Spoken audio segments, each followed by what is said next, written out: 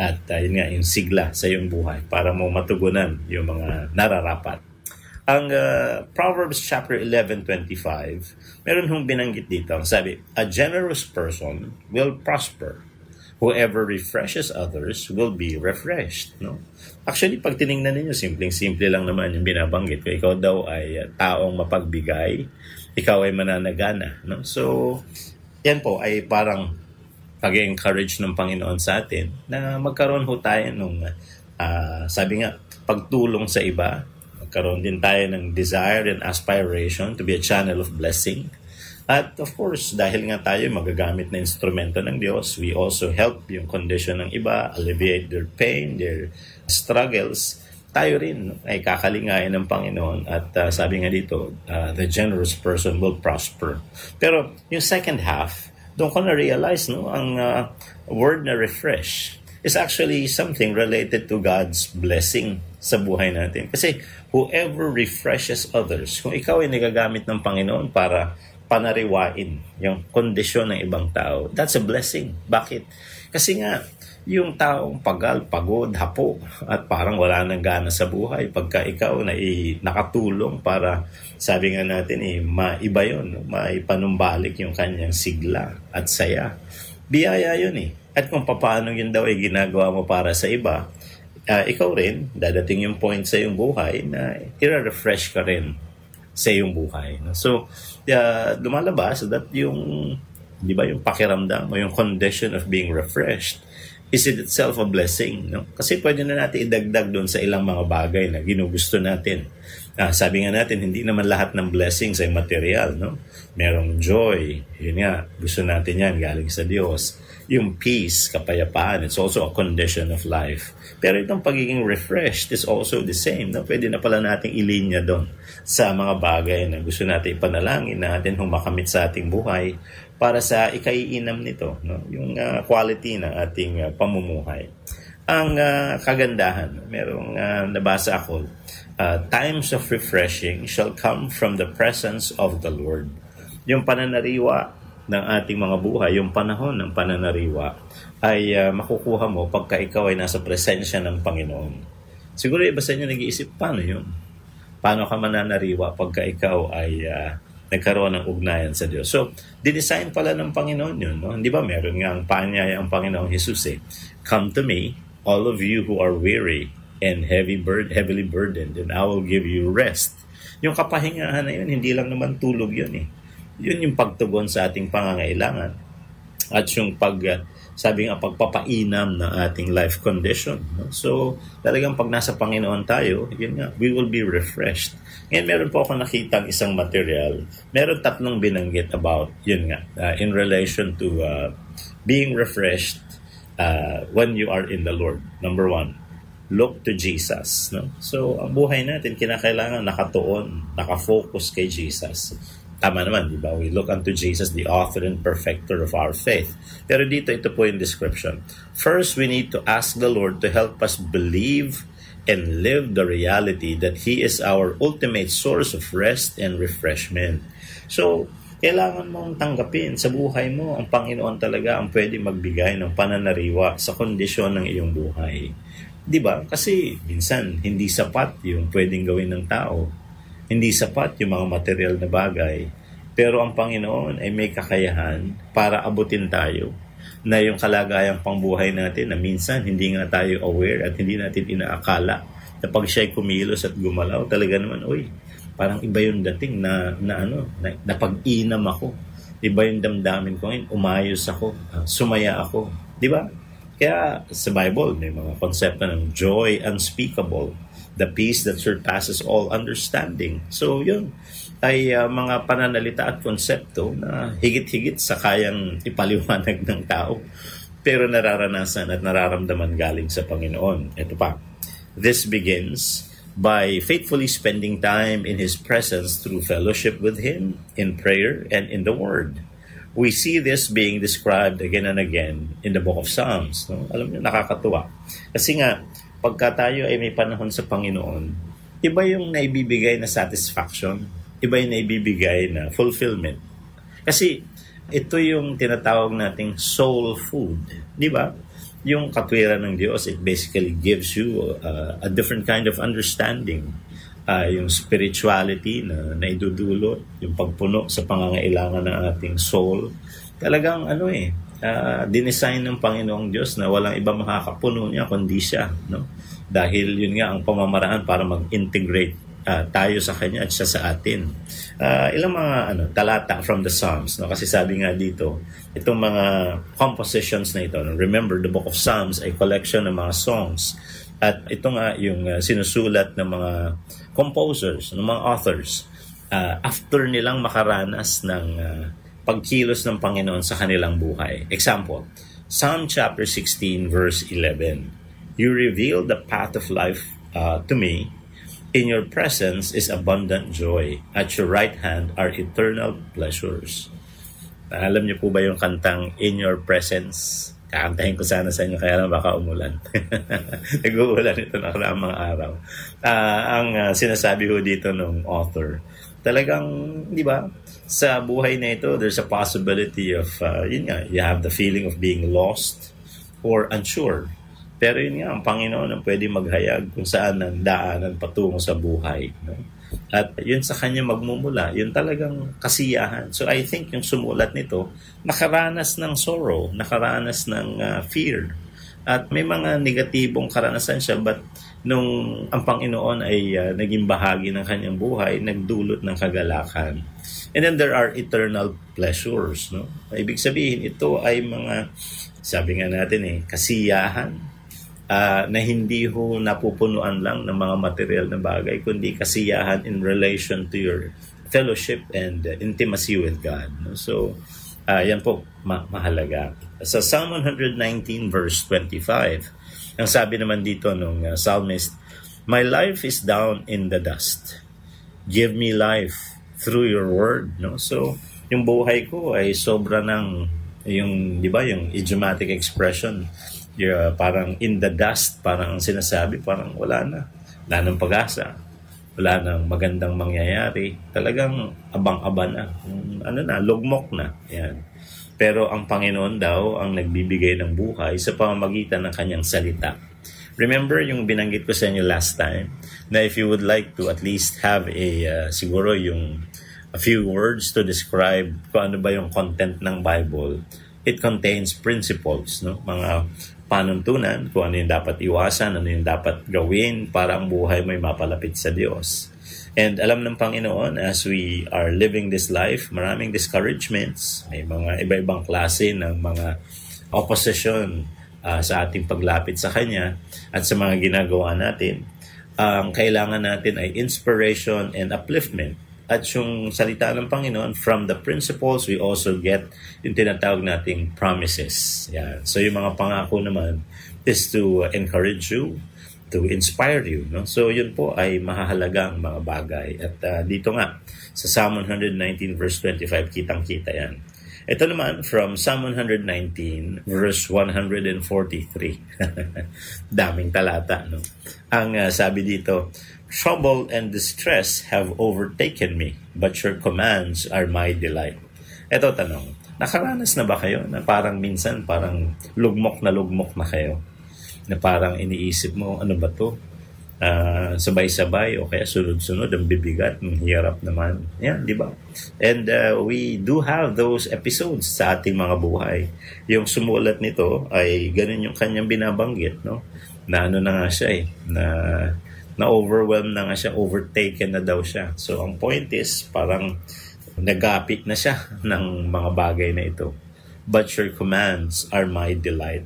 So, habang siya ay nag-aaral ng salita ng Diyos, nagkaroon ng pagkatuto, unawa, inspiration, and yun nga, doon nagsimula na uli ang kanyang delight o yung kanyang saya, no? So sa ating buhay, we have to look to Jesus, no? So ito ay napakahalagang elemento para tayo ay ma-refresh, no? So yan po yung una sa tatlong principles na pwede nating matutunan. Second principle, practice thanksgiving. Connected dun sa lesson natin last weekend.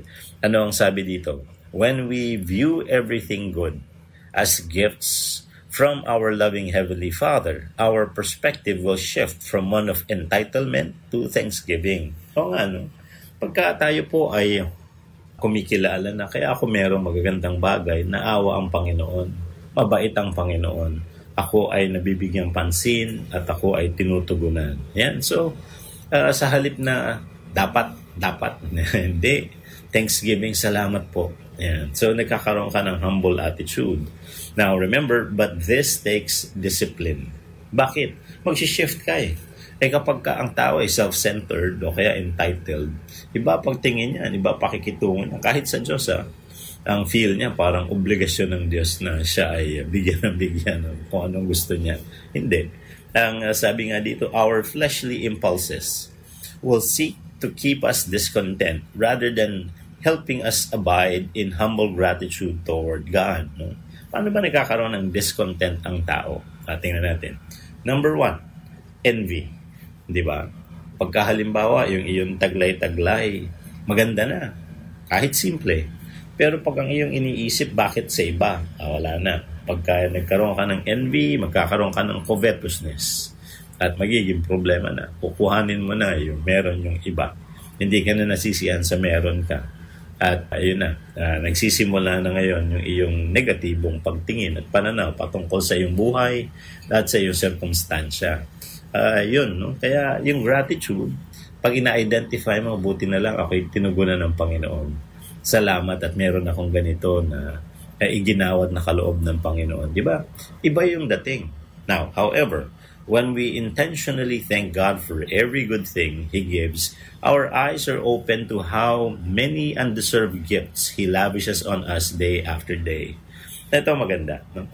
Kagabi, ako po yung umattend ng 43rd anniversary ng company, yung Asian Engine Rebuilders. Tagal na akong tumutulong din sa company na ito. I think nasa 30 years na. Isa po ito sa mga companies na una kong natulungan. No? Ang unang-una ay yung Lamoyan and then sila po yung pangalawa. Nagbanggit yung kanilang yung kanilang president na si Daniel Go, si Ato. Sabi niya nung COVID, talagang medyo ang hirap. Naalala niyo pa yung COVID, no? Mga 5 years ago.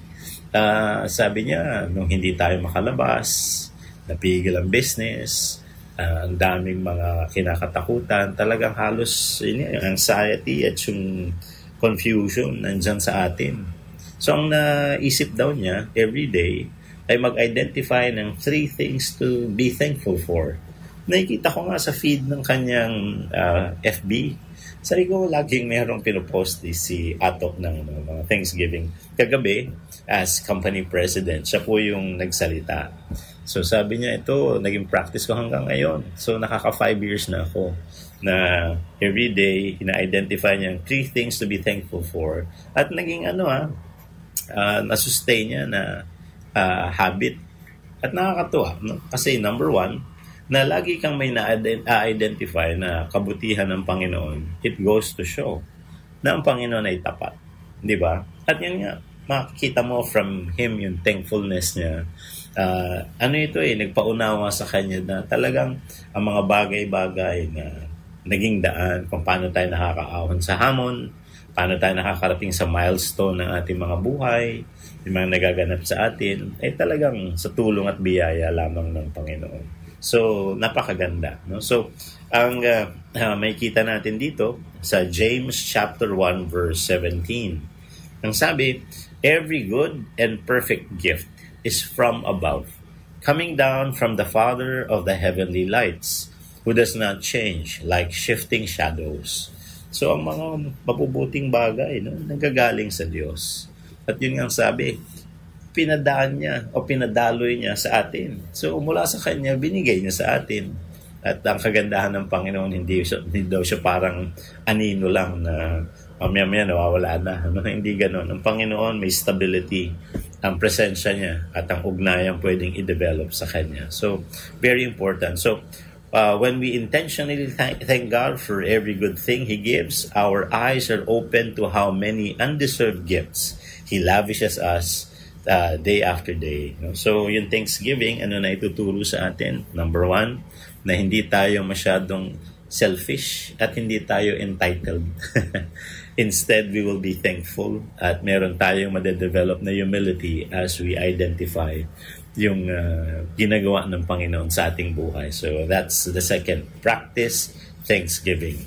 And then the third, you have to turn outward. No? Anong ibig sabihin nito? Now, one of the most life-giving things that we can do is counterintuitive to our natural bent.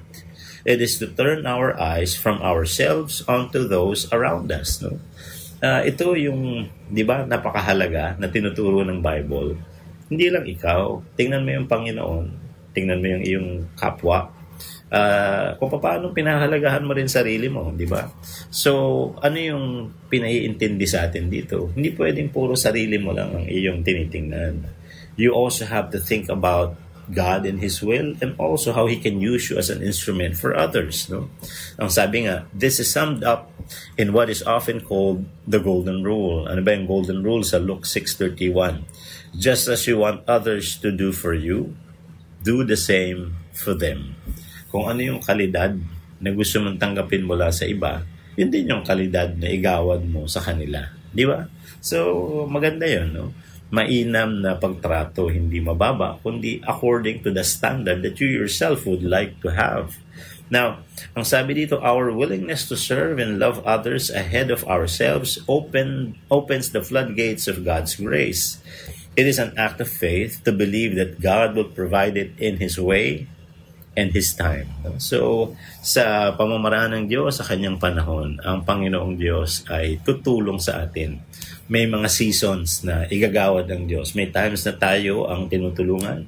May times na tayo naman ang ginagamit para tumulong sa iba.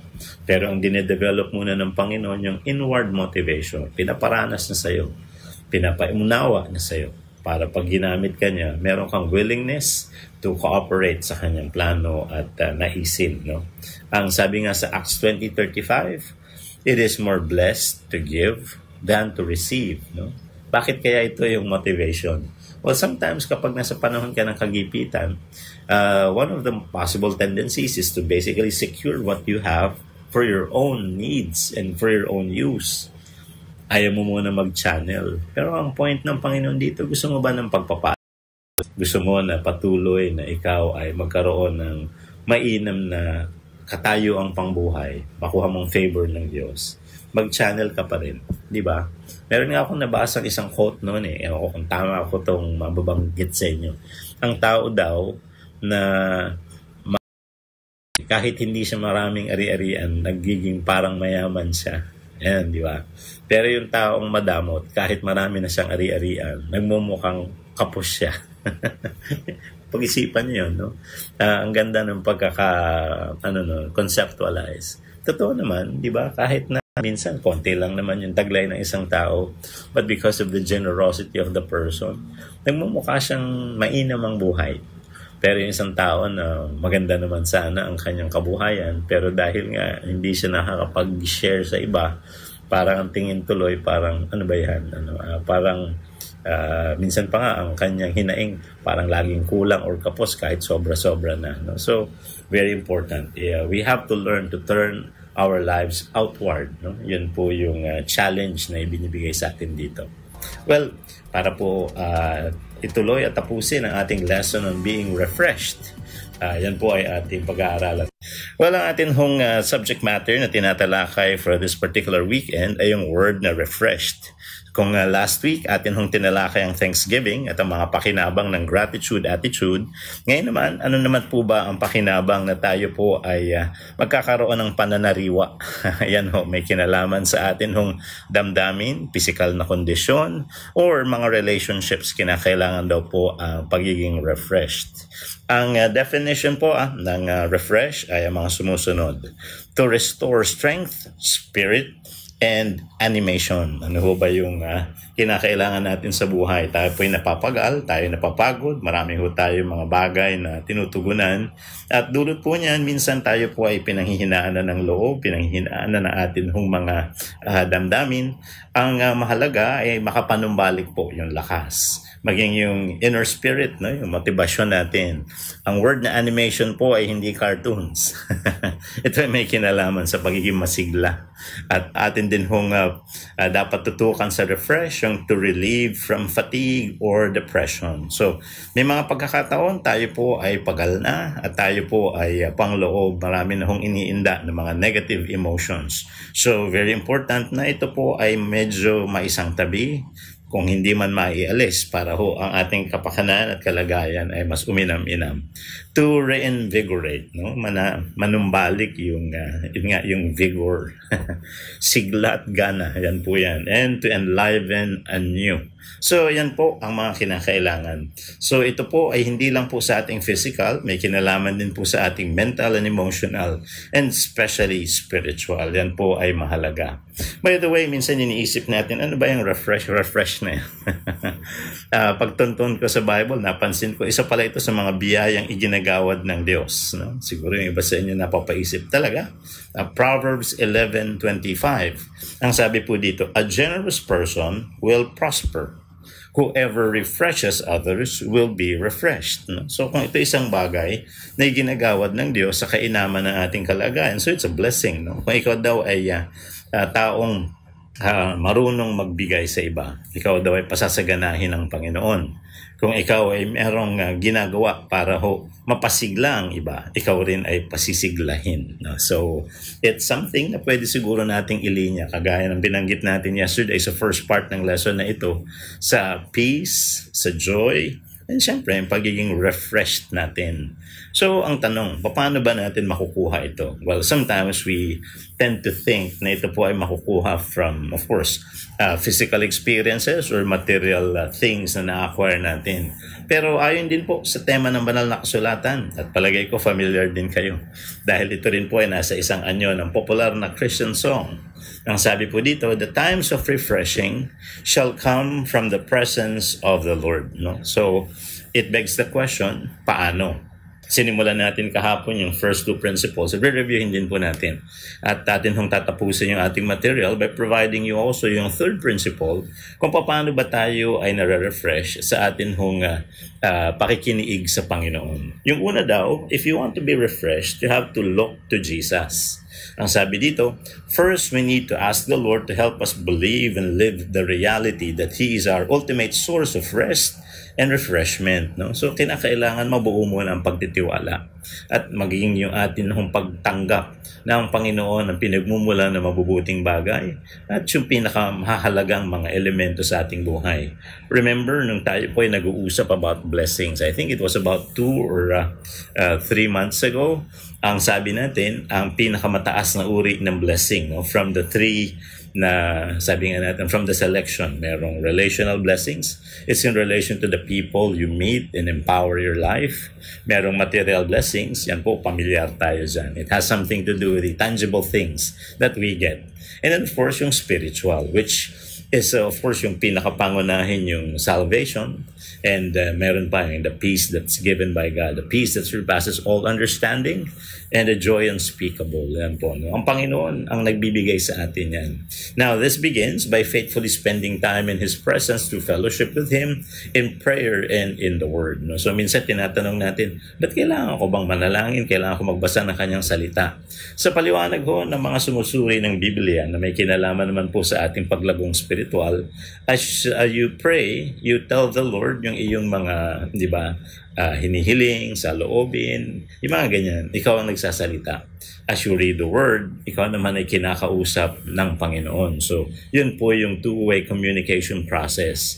So, we see this being described again and again sa Biblia, pero ang ating tututukan ngayon, tatlong passages coming from the book of Psalms. No? Yung una, Psalm 16 verse 11, you reveal the path of life to me. In your presence is abundant joy. At your right hand are eternal pleasures. Alam ko yung iba sa inyo ay parang kumakanta na. In your presence. Totoo naman. Kasi yung kanta na yun was basically drawn from this particular psalm. At yun nga, sa pagpapaunawa sa atin ng mga sumulat na mga verses na ito. Now remember, they wrote this after their experiences. So dumaan sila sa mga challenging times of life. Ngayon sinusulat nila paano sila nakaahon, sino ang may gawa ng kanilang pag-inam sa kalagayang pangbuhay. Ang kanilang tinuturo na source is God at yung kanyang mga ibinibigay ng mga pag-alleviate o pag-aalis ng mga, sabi nga natin, negatibong elemento at yung pagpapalit ng Panginoong Diyos dito ng mga magagandang bagay that uplifts and encourages a person. Like for example, Psalm 119 verse 25, "My life is down in the dust. Give me life through your word." No? So ang buhay ko ay kumbaga, sagad na sa kapaguran o sagad na sa kapighatian. Kasi yung down in the dust, parang bigong-bigo o talagang talunan for a while, no? Pero ang Panginoon daw nagbibigay buhay. So yun ay nagpapanumbalik kasiglahan at lalong-lalo na sa pamamagitan ng kanyang salita. Nabanggit natin about 2 sessions ago na ang salita ng Panginoon can be summarized into 2 categories, the principles and the promises. At yun nga, when we talk about the principles, matunto natin yung patungo doon sa pagkakita ng good, pleasing, and perfect will ng Panginoon. And then the promises, pagka tayo po may mga struggles, these are words that inspire and encourage. No? So, very important yan. From Psalm 119, verse 143. Siguro, napapaisip ka, haba naman nung chapter na yan, yes. No? At marami namang magaganda pong nakasulat doon. At ang ilan ay ito, no? Ang trouble and distress have overtaken me, but your commands are my delight. No? So, ibig sabihin, nakakapanaig ba sa atin minsan ang problema, ang mga, sabi nga natin, yung distress, yung mga kabigatan ng buhay. Walang sabi dito is yes. Pero kahit na nangyari yun, your commands are my delight. No? Nagbigay ang Panginoon ng kapamaraanan para magkaroon ng sigla at saya yung tao at ito'y sa pamamagitan ng kanyang mga salita. So, look to God, no? Look to Jesus is very important. Yung second, we have to practice thanksgiving. Bakit daw? When we view everything good as gifts from our loving Heavenly Father, our perspective will shift from one of entitlement to thanksgiving. Alam niyo, totoo yun, kailangan mag-change yung perspective ng tao. Hindi naman tayo deserving talaga ng pagbibigay biyaya ng Panginoon. And sometimes we tend to make demands. Ang totoo na, napaka-generous na ng Panginoon. Ang entitlement, yung pag-iisip na dapat ibigay sa akin ito, dapat akin yan. Walang ganun. Tayo po ay nilikha ng Panginoon at tayo po ay nasa ilalim ng kanyang panunungkulan at ng kanyang kapangyarihan. Yung mga bagay na tinatanggap natin, pinadadaloy niya yan. Kaya nga ang mahalaga is that we accept it humbly and we will have yung thanksgiving o pasasalamat. Sabi dito, but this takes discipline. Bakit ito discipline? It's a skill. Yun yung pagkakita ng kabutihan ng Diyos at yung pagpapasakop sa kanyang, kalooban.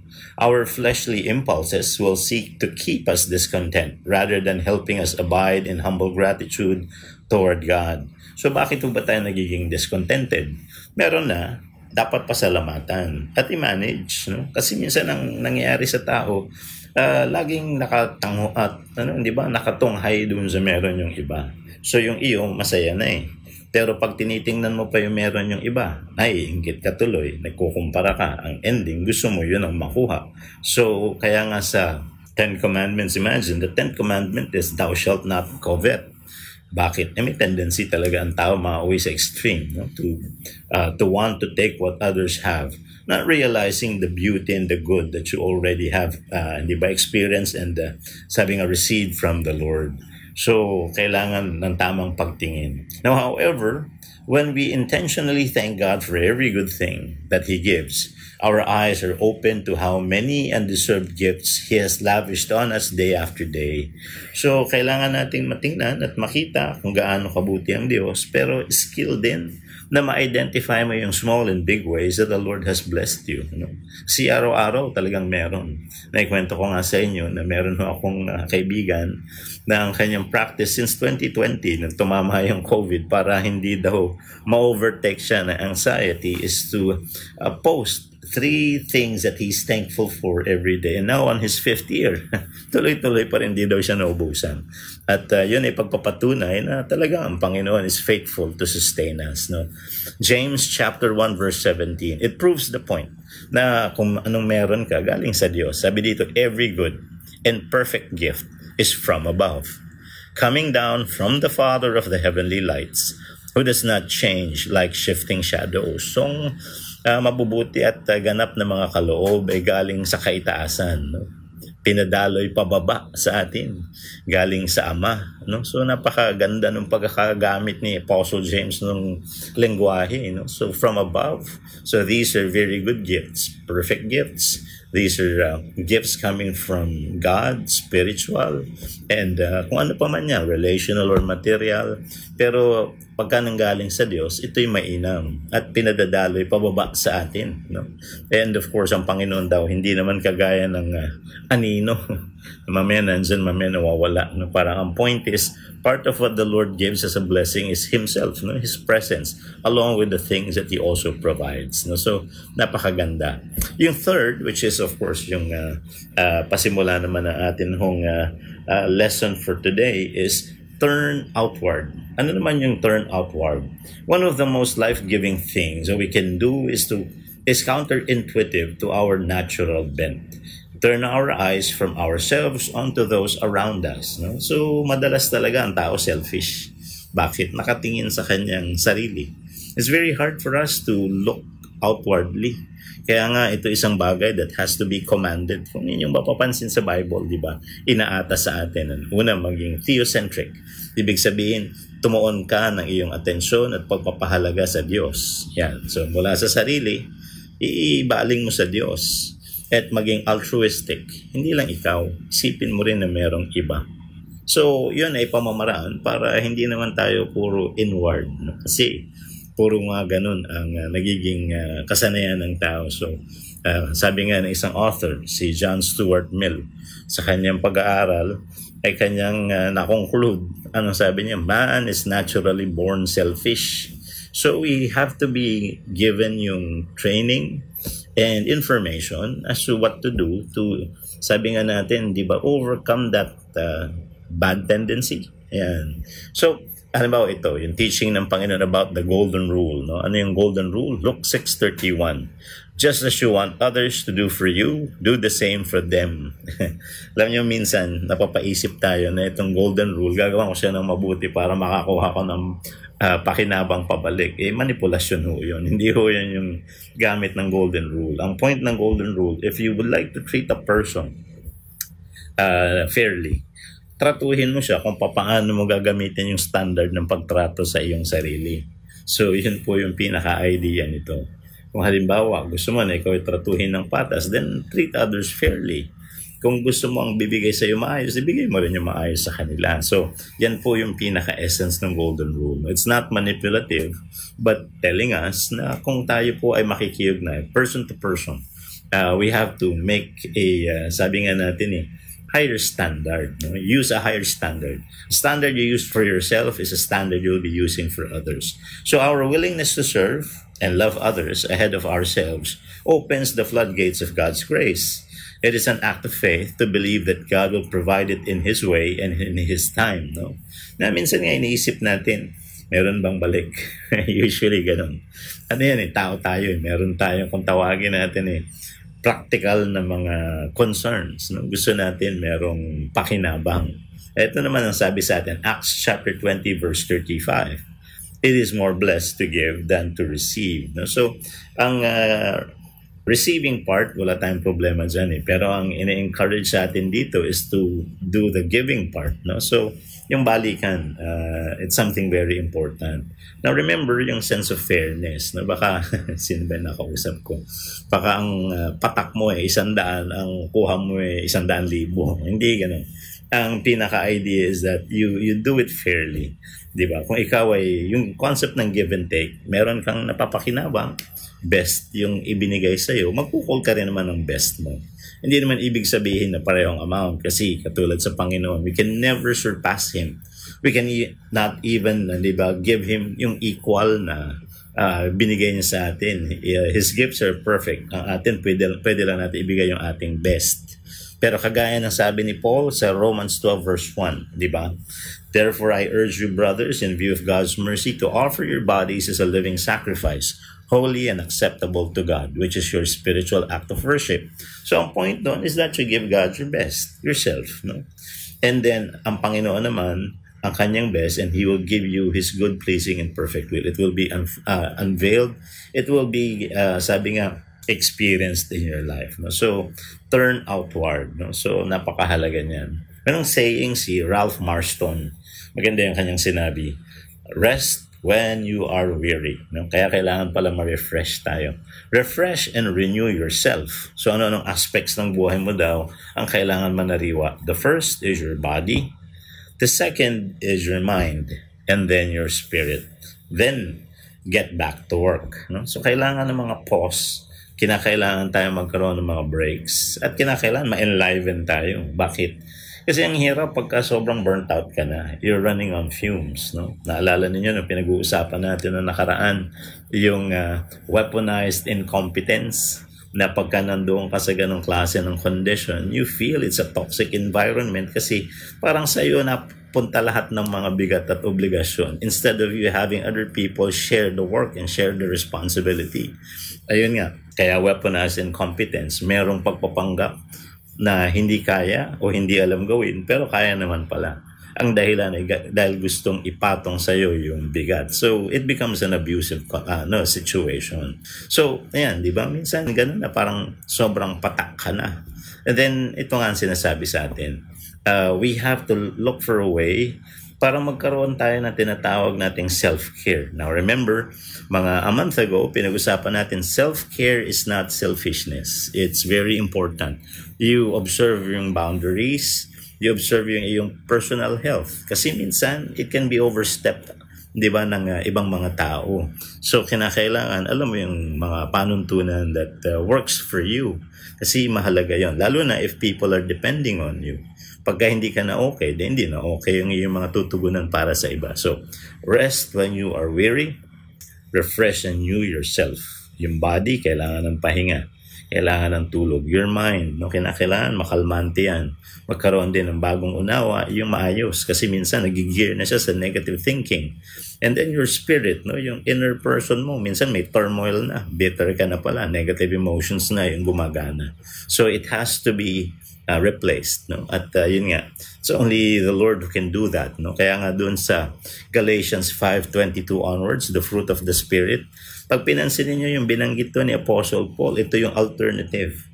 You can live a life that has yung tinatawag nating fruit of the flesh, but they are not good.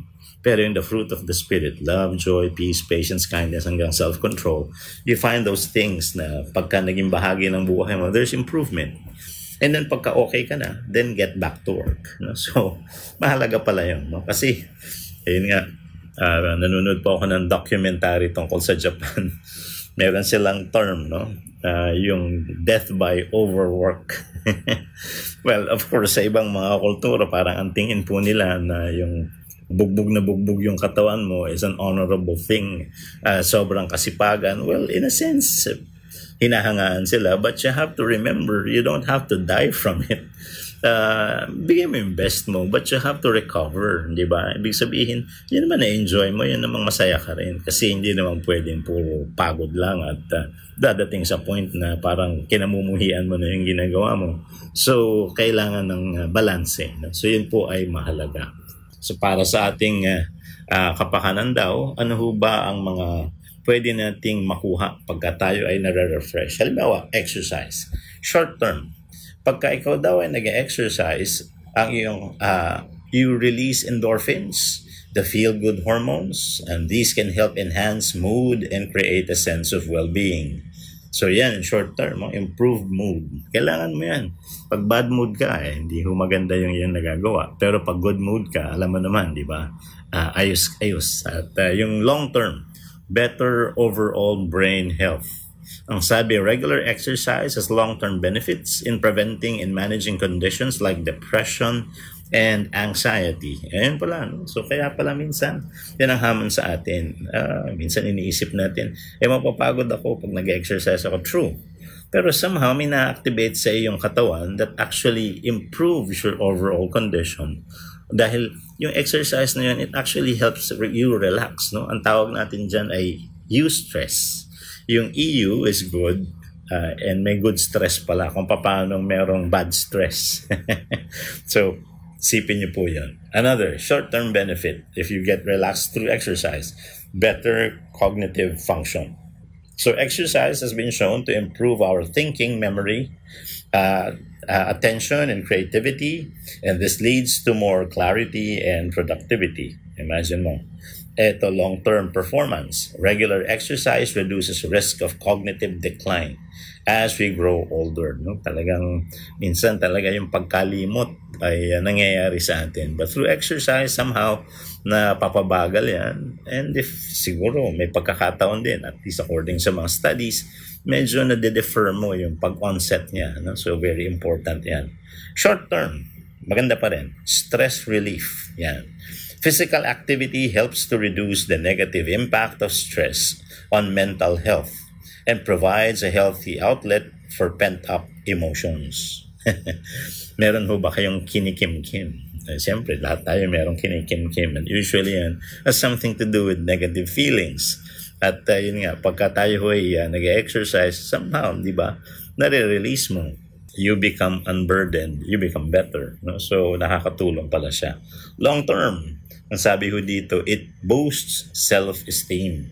Regular physical activity can boost self-confidence and improve body image, leading to a more positive self-perception. Di ba? Pagka ho tayo ay nag-ayos ng ating pangangatawan, may sigla, may lakas, at parang maganda yung feel mo sa iyong kalagayan. At dulot niyan, mataas ang iyong appreciation sa iyong sarili. Ayun ho, kasi inalagaan mo di ba? May natitrigger ka in a sense, na parang na-activate ka, yun na siguro yung better word, na-activate ka na alam mo meron kang ginawa na nakatutulong sa iyong kalagayan at na-appreciate mo tuloy yung pagpapahalaga, pangangalaga mo sa sarili mo. Short term, it boosts energy levels. Yan, kailangan natin yan. Physical activity increases energy levels and reduces fatigue. In short, the more active you are, the more energy you have. Minsan iniisip natin, di ba nadideplete? Well, in a sense, parang ganun nga, kung parang nagpo-formulate ka lang. Pero ang point is, nai-increase mo yung iyong, di ba, yung iyong capacities. Kasi dati parang ang hina-hina mo, pero nung nag-exercise ka, unti-unti, nagkakaroon ng lakas yung muscles mo, nagkakaroon ka ng resilience, nagkakaroon ng development, yung iyong overall physique, ang dami. And then, nakikita mo sarili mo ba? Dati hindi nga ako makatakbo ng malayo-layo. Ngayon, mas malayo na yung natatakbo ko. Napapansin nyo, no? Nagkakaroon ka ng improvement. And then, better sleep quality. Yun yung long-term impact. Exercise can promote better sleep quality, helping you feel more refreshed and energized during the day. Wag tulog manok. Hirap po nun. Yung bang pagka kung kailan lang may konting patlang, saka na lang ho tayo, tumutong ko yung ulo. Kaya lang hindi ho siya talaga malalim ang tulog. Kailangan yung magandang pahinga. No? So, yan po ay kabahagi lang ng ating pinakitang practical tips on how yung physical activity can also help sa ating pagre-refresh. So, pinag-usapan natin yung spiritual kanina.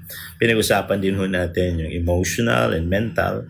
And syempre yung physical. So, let's conclude by reading Jeremiah 31 verse 25. Ito ang ganda. At ito nga, ibinibigay ng Panginoon. So, it goes to show how important it is. At ito po ay isa sa mga biyaya na talagang dapat natin ma-appreciate coming from God. Jeremiah 31:25. I will refresh the weary and satisfy the faint. Imagine mo yun, no? Dahil lahat tayo nakakaranas ng kapagalan at ng panghihina. Pero ang sabi ng Panginoon, pananariwain ko ang lakas, di ba? Ang kalagayan ng isang tao. So, yun ay napaka-importante at yun ay dapat natin din hong hingin. At sabi nga, saliksikin sa Panginoon dahil talaga naman, every day of our lives, it's needed. So, yan po ang ating lesson. Pero palaging, ang paalala po ng ating programa sa bawat pangangailangan at sitwasyon sa buhay po ng tao, ang salita ng Diyos, laging konektado. Have a blessed Saturday morning, mga kapatid. Konektado! Napapanahong aral at prinsipyo mula kay Hesukristo. Konektado! Inaanyayahan namin kayong makinig muli kay Pastor Jay Banzuelo sa Konektado. 11:00 ng umaga, sa darating na Sabado. Pakinggan ang mga kwento ng nagbagong buhay sa pamamagitan ng mensahe ng pag-asang mula kay Hesukristo. On air, online, at on the ground. Ito ang The FEBC Report. Kasama si Luis Miguel Castillo, President ng FEBC Philippines.